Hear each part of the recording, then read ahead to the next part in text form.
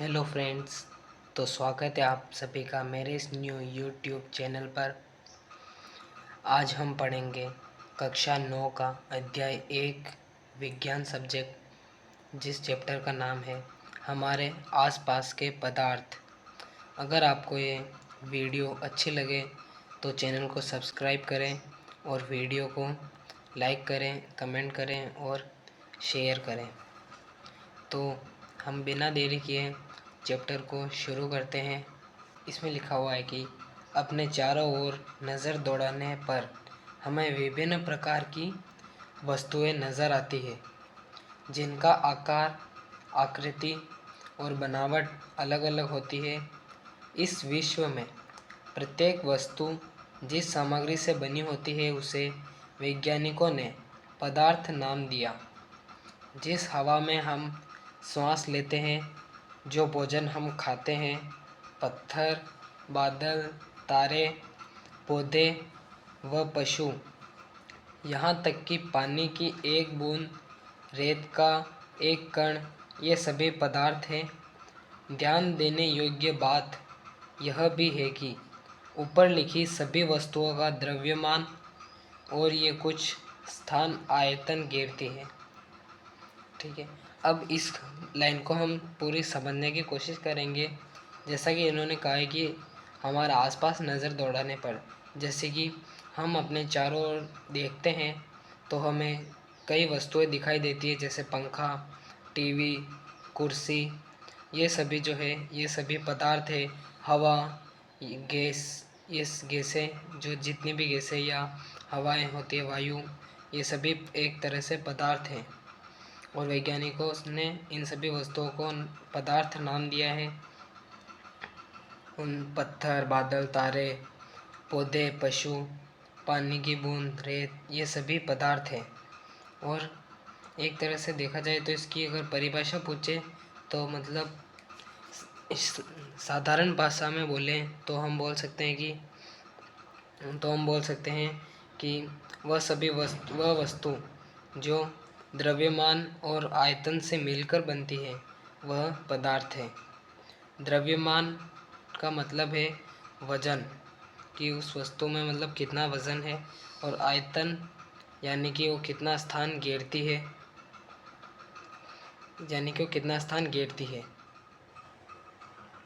प्राचीन काल से ही मनुष्य अपने आसपास को समझने का प्रयास करता रहा है। भारत के प्राचीन दार्शनिकों ने पदार्थ को 5 मूल तत्वों में वर्गीकृत किया है, जिसे पंचतत्व कहा गया। ये पंचतत्व है वायु, पृथ्वी, अग्नि, जल और आकाश। उनके अनुसार इन्हीं पंच तत्वों से सभी वस्तुएं बनी है, चाहे वो सजीव हो या निर्जीव हो। उस समय के यूनानी दार्शनिकों ने भी पदार्थ को इसी प्रकार वर्गीकृत किया है। आधुनिक वैज्ञानिकों ने पदार्थ को भौतिक गुणधर्म व रासायनिक प्रकृति के आधार पर 2 प्रकार से वर्गीकृत किया है। इस अध्याय में हम भौतिक गुणों के आधार पर पदार्थ के बारे में ज्ञान अर्जित करेंगे। पदार्थ के रासायनिक पहलुओं को आगे के अध्यायों में पढ़ेंगे। अब हम इस पैराग्राफ को समझने की कोशिश करेंगे। प्राचीन काल से ही मनुष्य अपने आसपास समझने का प्रयास करता रहा है। मतलब मनुष्य जो है जितने भी अपने चारों ओर वस्तुएं देखता है उनको वो समझने का प्रयास करता है। भारत के प्राचीन दार्शनिकों ने पदार्थ को 5 मूल तत्वों में वर्गीकृत किया, यानी कि जो हमारे प्राचीन वैज्ञानिक थे उन्होंने पदार्थ को 5 मूल तत्वों में बांटा है और उन 5 तत्वों को पंच तत्व नाम दिया। ये पंचतत्व वायु, पृथ्वी, अग्नि, जल और आकाश, इन्हीं को मिलाकर पंचतत्व कहा गया है। उनके अनुसार इन्हीं 5 पंच तत्वों से सभी वस्तुएं बनी हैं। उनके अनुसार जो है जितनी भी वस्तुएं हैं वो पंच तत्वों से बनी हैं। चाहे वो सजीव हो या निर्जीव हो, सभी चीज़ें पंच तत्वों से ही बनी है। उस समय के यूनानी दार्शनिकों ने भी पदार्थ को इसी प्रकार वर्गीकृत किया था। आधुनिक वैज्ञानिकों ने पदार्थ को भौतिक गुणधर्म एवं रासायनिक प्रकृति के आधार पर दो प्रकार से वर्गीकृत किया है। इस अध्याय में हम भौतिक गुणों के आधार पर पदार्थ के बारे में ज्ञान अर्जित करेंगे। पदार्थ के रासायनिक पहलुओं को आगे के अध्यायों में पढ़ेंगे। अब एक दूसरा टॉपिक आता है, पदार्थ का भौतिक स्वरूप। पदार्थ कणों से मिलकर बना होता है। पदार्थ का भौतिक स्वरूप, इसका मतलब है कि जो पदार्थ है वो बाहर से मतलब ऊपर से बनावट में कैसा है, वही उसका भौतिक स्वरूप है। यानी ऊपर से देखे बाहर उसका आकार कैसा है बाहर से, वही उसका भौतिक स्वरूप है। और ये टॉपिक आता है कि पदार्थ कणों से मिलकर बना होता है। बहुत समय तक पदार्थ की प्रकृति के बारे में दो विचारधाराएं प्रचलित थी। मतलब जो बहुत समय से पदार्थ की जो प्रकृति है उसके बारे में दो विचारधाराएं हैं। एक विचारधारा, जो पहली विचारधारा है, एक विचारधारा का यह मानना था कि पदार्थ लकड़ी के टुकड़े की तरह सतत होते हैं। जो पहला विचार है उसमें यह है कि पदार्थ लकड़ी के टुकड़े की तरह सतत होते हैं। परंतु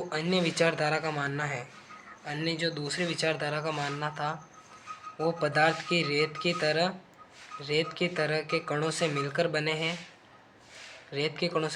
हैं। दो विचारधारा है। एक विचारधारा है कि पदार्थ लकड़ी के टुकड़े की तरह सतत होते हैं, और दूसरा विचारधारा है यह है कि पदार्थ रेत की तरह के कणों से मिलकर बने होते हैं। जो रेत के कण होते हैं उनसे मिलकर बने होते हैं।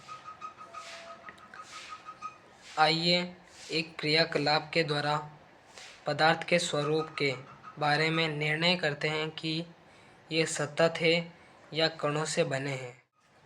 यहाँ पर हम क्रियाकलाप को समझेंगे। 1.1 एक 100 ml का बीकर ले। इस बीकर को जल से आधा भरकर जल के स्तर पर निशान लगा दें। दिए गए नमक या शर्करा को कांच की छड़ की मदद से जल में घोल दें। जल के स्तर में आए बदलाव पर ध्यान दें। आपके अनुसार नमक या शर्करा का क्या हुआ? ये कहाँ गायब हो गए? क्या जल के स्तर में कोई बदलाव आया? इन प्रश्नों के उत्तर पाने के लिए हमें इस विचार को स्वीकारना होगा कि सभी पदार्थ कणों से बने होते हैं। उपरोक्त क्रियाकलाप में चम्मच में रखी गई नमक या शर्करा अब पूरे पानी में घुल गई है, जैसा कि चित्र 1.1 में दर्शाया गया है। अब आता है चित्र 1.1, जिसमें ये फर्स्ट बीकर होती है। इसमें लाख गुना आवर्धित किए गए जल के कण, यानी कि फर्स्ट वाली बीकर जो है ये जल से भरी हुई है, और सेकंड वाली जो बीकर है इसमें जल के अंदर नमक डाला गया है, और थर्ड वाली में नमक और पानी को दोनों को मिक्स किया गया है, चम्मच से हिलाया गया है, और जल और नमक दोनों मिक्स हो चुके हैं। और जब हम जल में नमक घोलते हैं तो नमक के कण जल के कणों के बीच के रिक्त स्थानों में समावेशित हो जाते हैं। जो जल के बीच रिक्त स्थान होते हैं यानी खाली स्थान होता है, वहाँ पर नमक के कण समावेशित हो जाते हैं।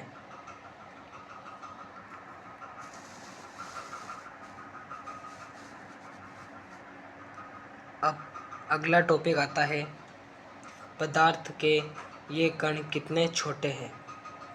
1.2 क्रियाकलाप 1.2 पोटेशियम परमैंगनेट के 2 या 3 क्रिस्टल को 100 ml पानी में घोल लें। जो पोटेशियम परमैंगनेट के 2 या 3 क्रिस्टल, यानी 2 या 3 क्रिस्टल मतलब होता है अणु या कोई परमाणु या रावेदार कोई टुकड़ा। क्रिस्टल को 100 ml पानी में घोल लें। इस घोल में से लगभग 10 ml घोल निकालकर उसे 90 ml जल में मिला दें। इसमें से मतलब जो 100 ml है उसमें से 10 ml घोल को निकालकर उसे 90 ml जल में मिला दें। फिर इस उपरोक्त घोल में से 10 ml निकालकर उसे भी 90 ml जल में मिला दें। इसी प्रकार इस घोल को 5 से 8 बार तक तनुकृत करते रहें। क्या जल अब भी रंगीन है?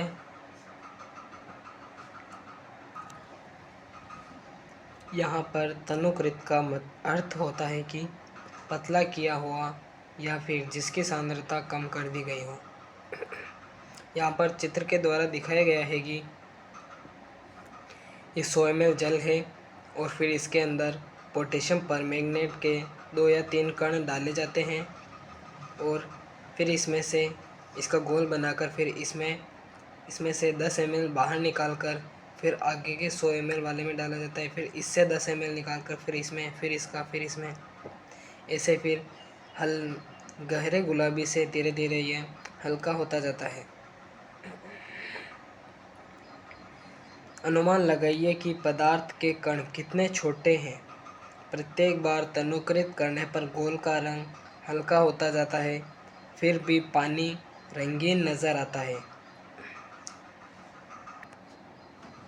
यह प्रयोग दर्शाता है कि पोटेशियम परमैंगनेट के बहुत थोड़े से क्रिस्टलों से पानी की बहुत अधिक मात्रा भी रंगीन हो जाती है। इससे हम ये निष्कर्ष निकाल सकते हैं कि पोटेशियम परमैंगनेट के केवल एक क्रिस्टल में कई सूक्ष्म कण होंगे। ये कण छोटे छोटे कणों में विभाजित होते रहते हैं। अंततः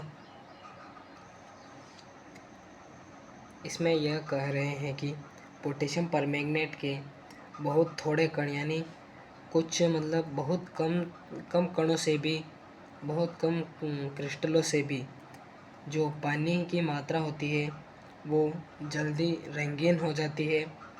इससे हम यह निष्कर्ष निकाल सकते हैं कि पोटेशियम परमैंगनेट के केवल एक क्रिस्टल में कई सूक्ष्म कण होते हैं। मतलब पोटेशियम परमैंगनेट के एक ही अणु में कई सारे कण होते हैं, कई सारे क्रिस्टल के कण होते हैं। अंततः एक स्थिति में ये कण और छोटे भागों में विभाजित नहीं किए जा सकते हैं। पोटेशियम परमैंगनेट की जगह 2 ml डेटोल से भी हम ये क्रियाकलाप कर सकते हैं। लगातार तनुकृत होने पर भी उसकी महक हमें मिलती रहती है। पदार्थ के कण बहुत छोटे होते हैं, इतने छोटे कि हम कल्पना भी नहीं कर सकते। मतलब कि जो पदार्थ है उनके कण इतने बारीक होते हैं कि हम कल्पना भी नहीं कर सकते हैं। और ये कण इतने बारीक होते हैं कि हम इन कणों को और भी छोटे भागों में विभाजित नहीं कर सकते। पोटेशियम परमैंगनेट की जगह 2 ml डेटोल भी हम क्रियाकलाप कर सकते हैं। लगातार तनुकृत होने पर भी उसकी महक हमें मिलती रहती है। इसमें यह कह रहे हैं कि पोटेशियम परमैंगनेट की जगह हम 2 ml डेटोल भी काम में ले सकते हैं पोटेशियम परमैंगनेट के स्थान पर। लगातार तनुकृत होने पर भी उसकी महक हमें मिलती रहती है। मतलब लगातार वो पतला होता जाता है, फिर भी हमें उसकी महक, सुगंध मिलती रहती है। अब अगला टॉपिक आता है पदार्थ के कणों के अभिलाक्षणिक गुण। पदार्थ के कणों के बीच रिक्त स्थान होता है। रिक्त स्थान यानी मतलब जो पदार्थ के कण होते हैं उनके बीच में खाली स्थान भी होता है। क्रियाकलाप 1.1 और 1.2 में नमक, शर्करा, डेटोल या पोटेशियम परमैंगनेट के कण समान रूप से पानी में वितरित हो गए। इसी प्रकार जब हम चाय, कॉफ़ी या नींबू पानी बनाते हैं तो एक पदार्थ के कण दूसरे पदार्थ के कणों के रिक्त स्थानों में समावेशित हो जाते हैं। यह दर्शाता है कि पदार्थ के कणों के बीच पर्याप्त रिक्त स्थान होता है। हाँ, तो हम इस लाइन को समझने की कोशिश करेंगे। क्रियाकलाप 1 और 2 दोनों में ये बता रखा है कि नमक, शर्करा, डेटोल या पोटेशियम परमैंगनेट के कण समान रूप से पानी में वितरित हो गए। मतलब ये जो नमक, शर्करा, डेटोल, पोटेशियम परमैंगनेट जो इनके कण हैं वो सभी समान रूप से पानी में घुल मिल चुके हैं। और इसी प्रकार जब हम चाय, कॉफ़ी या नींबू पानी बनाते हैं तो एक पदार्थ के कण दूसरे पदार्थ के कणों के रिक्त स्थानों में समावेशित हो जाते हैं। मतलब जो एक पदार्थ के कण होते हैं दूसरे कणों के खाली स्थान में समावेशित हो जाते हैं, वहाँ पर चले जाते हैं। इसी प्रकार यह दर्शाता है कि पदार्थ के कणों के बीच पर्याप्त रिक्त स्थान होता है। यानी मतलब जो पदार्थ है उनके कणों के बीच में खाली स्थान होता है। अब हम चलते हैं अगले टॉपिक पर। पदार्थ के कण निरंतर गतिशील होते हैं, अर्थात उनमें गतिज ऊर्जा होती है। तापमान बढ़ने से कणों की गति तेज हो जाती है। जितना तापमान बढ़ेगा उससे मतलब कि कणों की गति तेज हो जाती है। तापमान बढ़ने से कणों की गति तेज होती है। इसलिए हम कह सकते हैं कि तापमान बढ़ने से कणों की गतिज ऊर्जा भी बढ़ जाती है। इसलिए हम कह सकते हैं कि मतलब तापमान बढ़ने से कणों की गतिज ऊर्जा भी बढ़ जाती है। उपरोक्त 3 क्रियाकलापों से हमने देखा कि पदार्थ के कण अपने आप ही एक दूसरे के साथ अंतःमिश्रित हो जाते हैं। ऐसा कणों के रिक्त स्थानों में समावेश के कारण होता है। 2 विभिन्न पदार्थों के कणों का स्वतः मिलना ही विसरण कहलाता है। हमें यह भी पता चलता है कि गर्म करने पर विसरण तेज हो जाता है। अब आगे हम जानेंगे कि ऐसा क्यों होता है। इसको हम समझने की कोशिश करेंगे। ये जो पदार्थों के कण होते हैं वो अपने आप ही एक दूसरे के साथ मिक्स हो जाते हैं। ऐसा कणों के रिक्त स्थानों में समावेश के कारण होता है। ऐसा कणों के रिक्त स्थानों में समावेश के कारण होता कणों के समावेश के कारण ये मिक्स हो जाते हैं। कणों के रिक्त स्थानों में समावेश होता है जिसके कारण ये मिक्स हो जाते हैं। 2 विभिन्न पदार्थों के कणों का स्वतः मिलना मिश्रण कहलाते हैं। जैसे मतलब 2 अलग अलग पदार्थ है, एक पदार्थ इधर है और एक पदार्थ इधर है, और 2 पदार्थ है, एक पदार्थ ये, एक ये, दोनों का अपने आप ही मिलना विसरण कहलाता है। एक पदार्थ ये है और एक पदार्थ ये है, दोनों का आपस में अपने आप ही मिलना, दोनों के कणों का अपने आप ही मिलना ही विसरण कहलाता है।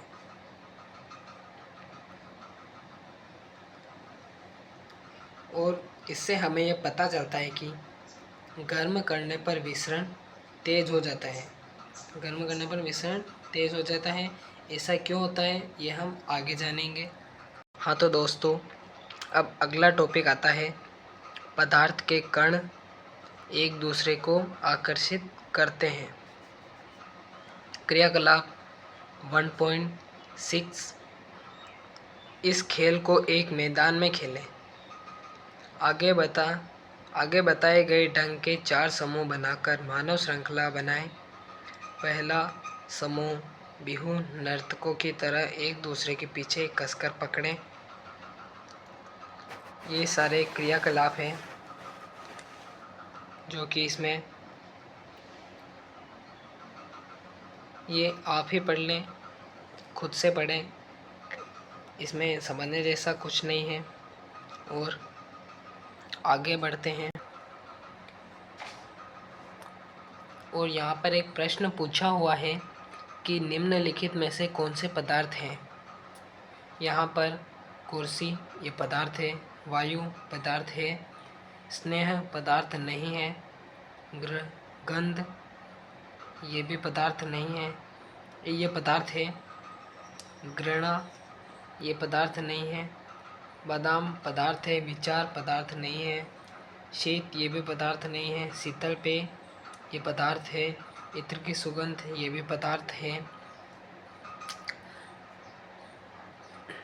हाँ तो दोस्तों, ये यहाँ तक हमने पढ़ लिया है और अगले पार्ट में हम पढ़ेंगे पदार्थ की अवस्थाएं।